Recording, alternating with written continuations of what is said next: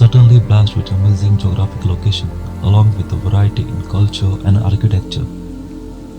The state was once a Portuguese colony and still has many beautiful remnants of Portuguese era. Allow me to take you to one such heritage colony, a little Portugal named Fontainhas. Certainly a spectacular, tireless, colourful and eye-catching sight which is more than worth visiting. A new bit of Goa this time.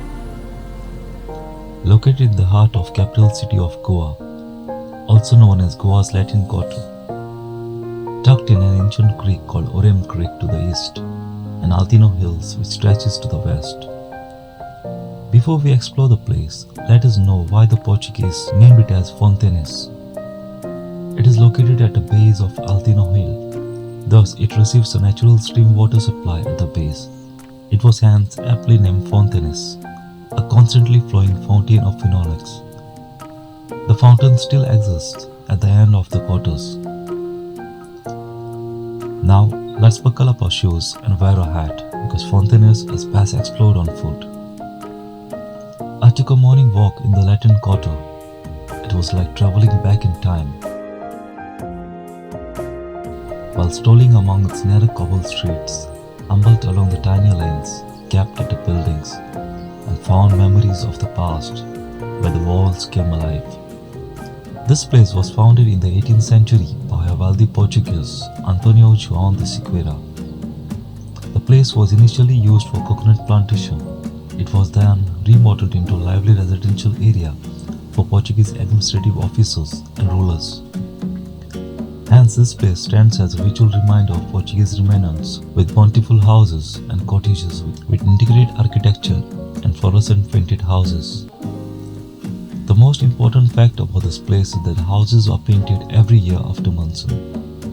This rule was laid out by the Portuguese, which is sincerely being followed even today.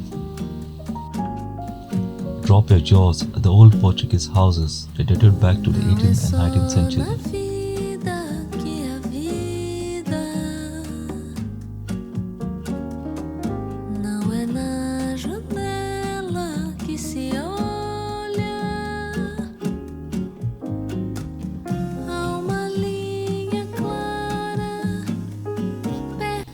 The colourful lanes of Fontainhas with beautiful street arts, murals, and painting-like views.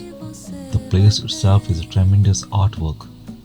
You can spot all kinds of hues, like green, pale yellow, blue, red, along with red-colored tiled roofs, artistic doors, and overhead balconies.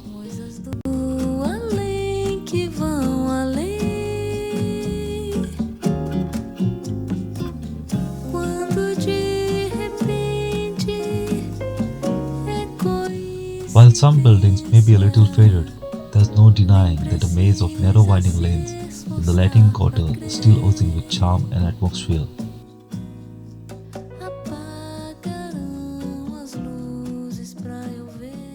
It has retained its character over the years with its whitewashed churches and colourful heritage homes.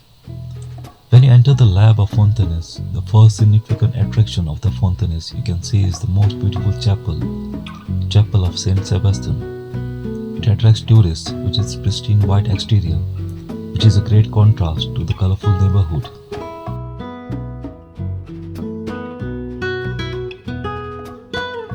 As you go further, you'll come across a well.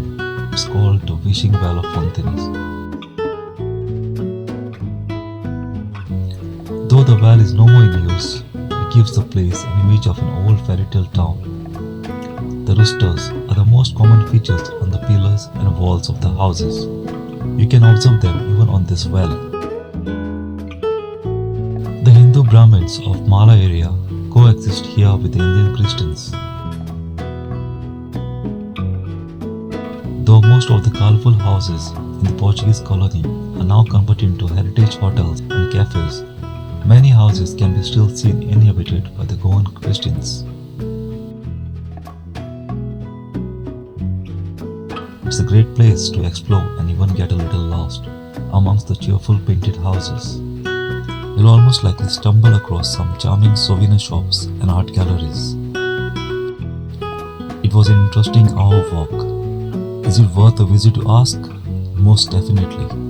a best place for all the photographers and artists to fall in love instantly with the wide array of colors spread over the narrow winding landscape. As a Goan, I'm so lucky to have Portuguese build this beautiful piece of art in the heart of the capital city of Goa. It still holds its charm and eye-catching beauty,